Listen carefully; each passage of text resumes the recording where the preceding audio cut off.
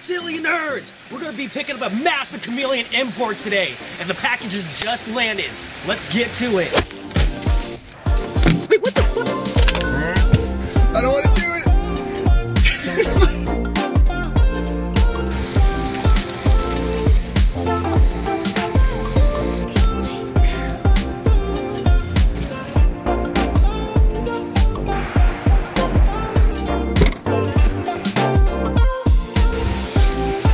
Alright guys, I'm super excited for this. This Brian bar checks out. Oh my god, guys. Dude, you guys gotta check this out. Dude, it's so colorful, like, dude. Okay, so right here, we got an Rgb Panther Chameleon. And look at that pink onto it, it's so freaking beautiful. And then if you look at the crest right here, look at that, like, lovely sea blue crest right here. So he's a little fierce right now because he just got out of the bag. Shame! Did you start opening this box without me? Yeah, you caught me, dude.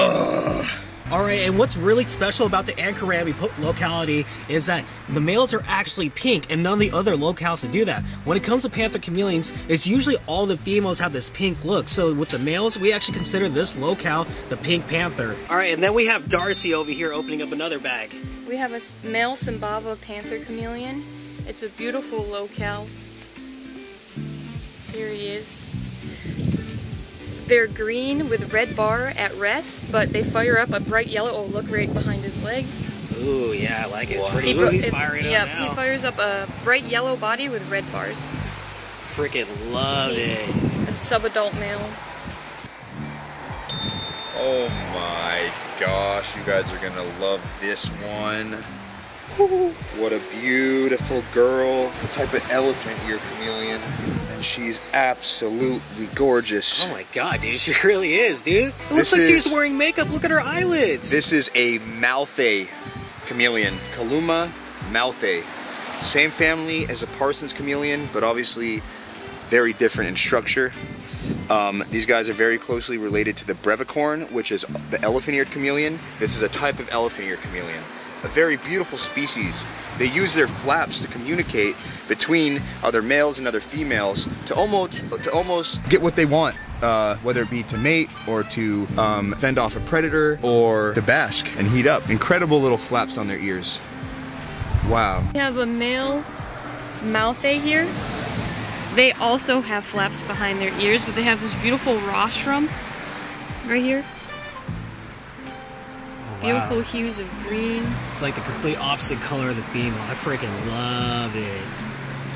Very cute. Looks like very docile right now. Oh my gosh. So we have another type of elephant-eared chameleon, as you can see. Almost the same exact body structure, but completely different size, different tail length. Look at the size of that tail. And look at these flaps. This is a male brevicorn, also known as the elephant-eared chameleon. One of our favorites here at the West Coast Chameleon Brothers. And we have a female of the same type. Well, if she wants to come out. They look so different. She kind of looks like a female Parsons if a female Parsons had flaps. But they have flaps behind their ears. Very interesting head structure.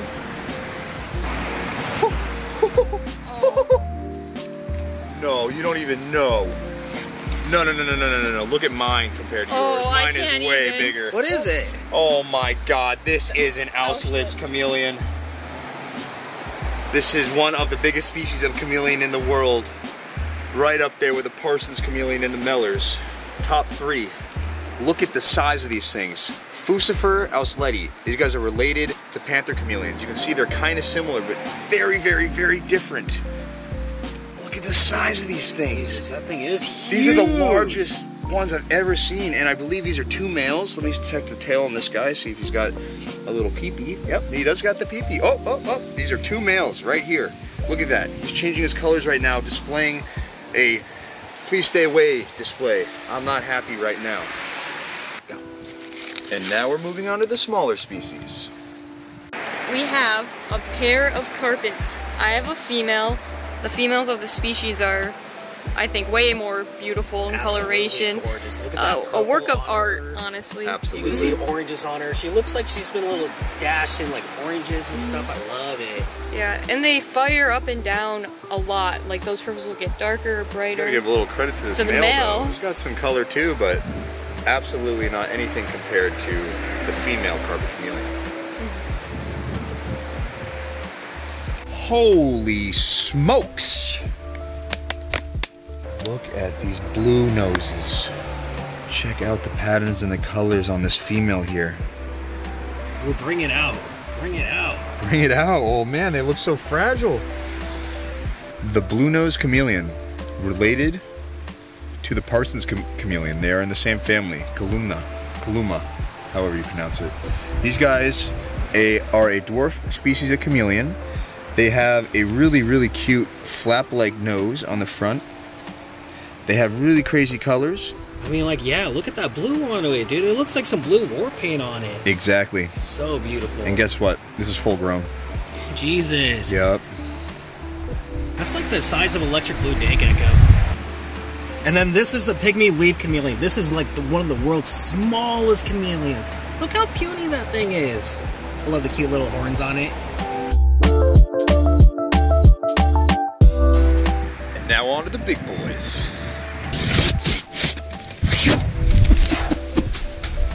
Holy moly. Wow, incredible. This is called the bifidus chameleon, Fucifer bifidus. Similar to the Fisher's chameleon. As you can see, the female actually resembles a female Fisher's chameleon. They do look good. Great specimens. And this is a Fucifer angeli. Very, very rare in the States. These have very seldomly been imported into America, and we are some of the few people that are actually able to work with this amazing species. They are like a small panther chameleon with an awesome rostrum. So cool. And all right, now here comes the best part of it all. Can I get a drum roll, please? Let's do it. And here we have some of the world's heaviest chameleons. These are the Parsons chameleons right here. This is a female orange-eyed Parsons chameleon, and she is big. I love the blue, I love the green on her and the yellow patterns on the side. She's so lovely looking. If you feel right here, she actually is gravid with eggs right now. It's so freaking cool. Incredible. And right here we have a yellow giant Parsons chameleon. This is a male. You can see by the big rostrum right here on the head. The yellow giants are known to be one of the biggest types of Parson chameleons. The Parson chameleon as a species is the largest. It is one of the heaviest and largest chameleons in the world. And here's an incredible example of that. I mean, he's massive. Look at him. Like, I bet you with his whole tail out, he'd be pretty close to being the length of your arm. I bet you too. Jesus. And this one, it makes his female look like a little midget. He is the length of my arm. I think he's longer. He's longer. Look. He's longer. He's longer than my arm. So big. I knew this existed. You can even really feel the weight of these chameleons right here with just how big they are. Yep. Gosh, they're freaking beautiful. I like to look at these guys as like the tree whales, the whales of the trees, you know. Yeah. I call them tree whales because they're slow and moving. They're slow moving, but they also are like. It looks like they are always thinking, you know, thinking deep. Yeah, and if you guys didn't know, Parsons chameleons are actually considered the holy grail when it comes to the chameleon hobby. Yep. Absolutely. Alright guys, so now we're actually done unboxing the reptiles, and like, this was a really cool experience for me, as like, I've never dealt with the import before. So I gotta ask you, Mitch, like, what's the first thing you do with imports? Well, the first thing we do with imports is we prepare. We prep for these kind of overwhelming experiences, getting these awesome and beautiful creatures in. We make sure that we have all the cages and all of their setups ready for them, all depending on what species they are. A big Parsons chameleon, a big cage, a small pygmy chameleon, a small cage, etc., etc. And then we get our station ready where we unbox and set up and give nutrients and vitamins and minerals to the animals as we unbox them. And on top of that, we make sure we have our our station ready with gloves and hand sanitizer, so that we're always staying clean and sterile when we're working with the different species. So why gloves though? I gotta know that. So we like to use gloves because these animals are from the wild, and in the wild you don't really know what could be out there. There could be bacteria, fungus, parasites. Yeah, and it's just good to you know, stay clean and safe with all these animals. Chameleons are fragile and sensitive creatures, so it's just good to stay on top of you know, making sure that you're not spreading any bacteria or anything while you're working with these new awesome animals. And man, I see you have like just a wall of enclosures here. So like when you set up your like imports over here, how do you go about it? Like I do see like all these plants in here and branches. Yeah, of course. Well, like I was saying, depending on the species, every species comes from a different region. They require a different setup. Some need more leaves, some need less leaves, some need more tree cover. Some like it to be very, very leafy so that they can hide and not be seen. Some just like to have a big basking area. It all just depends. We set them up and get them ready in their own ways. That way every single chameleon is ready to thrive in captivity. Yeah, okay, and then I got a question, like, over here, like, right now it's shady, but I'm wondering, like, the sunlight, is it, like, too harsh for them ever? Like, do you ever have to worry about, like, like, sunlight being directly on these chameleons, keeping them outdoor? During the summer, you know, it gets very hot in Southern California. We like to lay shade cloth out here. We just finished unboxing and working with all these guys, and it got shady, so there's no reason to put it on now. We will be putting it on tomorrow, and yeah, we like to cover about half the cage, so the chameleons have the ability to go into a completely shaded region or in their basket. Yeah, and like, okay, so I know like imports, like from what I hear, they can become in a little rough, you know, because they've been traveling for a little bit. So like, how do you go about like watering and feeding?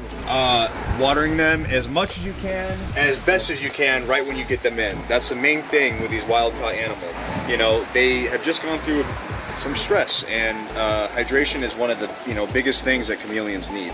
So watering them a lot when we first get them in with reverse osmosis or filtered water, and feeding them immediately is what we like to do to ensure that these chameleons thrive in captivity. Yeah, definitely, dude. And like, so with watering, do you like just kind of like have a sprinkler going or a hose? Like, do you mind if I ask about that? No, I mean, it's fine. So some of our chameleon areas here, we have misting systems. Some of our areas, we use a hose that's connected to a filter, and that usually tends to do a really good job. We sometimes like to leave it on to kind of insinuate rain, and the chameleon just love drinking right away. It's pretty cool, actually. Yeah, I saw some of them drinking earlier. Yeah. Man, they were thirsty. Thirsty. And I got a question, like, I saw you, like, putting a little bit of minerals in, like, some food, or, like, can you tell me more about that minerals? Yeah, so, it's kind of like my little trick that I've learned over time working with these wild animals. I like to kind of give them a little immune booster and to give them a little sustenance in their stomach when they first get here, because sometimes they don't always want to eat right away. So, I give them a little minerals and some bee pollen and a little water and a little syringe full in their mouth, and it goes really far with these guys. So I know you like really like to beef them up and stuff, and like how long do you actually like keep these guys for? Like how long do you acclimate them before you find them new homes? It depends on the species, but kind of the general is about 3 weeks. 3 weeks to a month on the animal. So we can make sure that the animal is healthy, that it's parasite free, and that we're not going to have any problems in the future with the customer. All right, and I totally got to ask you, Mitch, like, so what is like the biggest challenges of importing? Like, I just gotta know, because like working with like wild caught species and stuff, like, please tell me. Oh, look at this guy really quickly. He's so green right now. Holy Dude, smokes. He's looking so nice. Had to interrupt it. It might be a girl. It's a girl, actually. Yeah. Wow. That is a female green carpet chameleon. But let's get back to it. That's some of the best parts of the import is when we get to see some crazy awesome chameleons like that in the colors. Dude, yeah, I totally agree. Like, dude, seeing like the Parsons for my first time and seeing the Ankarami low calopantha chameleons, like, dude, you got some really beautiful animals in today, and like the majority of them really look good. So I feel like you're not going to have a hard time like acclimating the majority of them with your experience and like keeping imported reptiles and working with them. But like, still, I gotta know, what is the challenges though? Yeah, I'm feeling really good about this import. So yeah, thanks for bringing that up. But the challenges is, you know, when a chameleon kind of potentially can get greatly affected by the stress of the shipment, or it got a lot of parasites while it was growing up in the wild.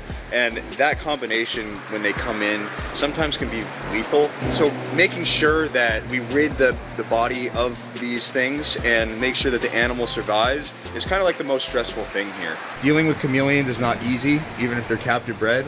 Dealing with wild-caught chameleons can be even harder. But you know, I've put a lot of work into learning how to do this properly. I've been doing this for a long time, and you know, over the years, I've been able to pick really good guys to work with and bring really good animals in. Yeah, and so like also like a lot of people like will actually use like these wild-caught like animals and help diversify the bloodlines in captivity, because I know if we keep using the same bloodlines over and over again, we're gonna have like genetic issues with breeding, and that's gonna harm all the pets in the hobby, and nobody wants like unhealthy animals. So it's actually really important, guys, to actually get some wild-caught species here and there and freshen up the bloodlines for our captive bred pets. Absolutely, I forgot to touch up on that.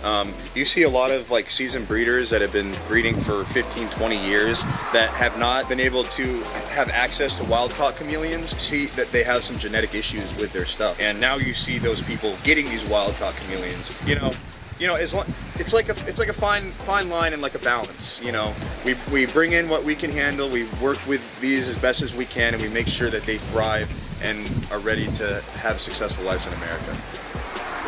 Alright guys, and that's the video for the unboxing of the Madagascar import, how to go about acclimating wild-caught import. And I want to say thank you so much, Mitch, for giving me this awesome experience, seeing these amazing chameleons, and I hope you guys enjoyed it too. And if you guys learned something new today or enjoyed this video, then make sure to boop that like button. And if you guys are also interested in adding some new bloodlines to your chameleon projects, then hit up Mitch from West Coast Chameleon Brothers, and I'll link some links down in the description.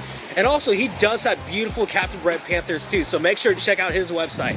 Alright guys, my name's Ryan. My name's Mitch. And you're watching Mighty Morphin Reptiles.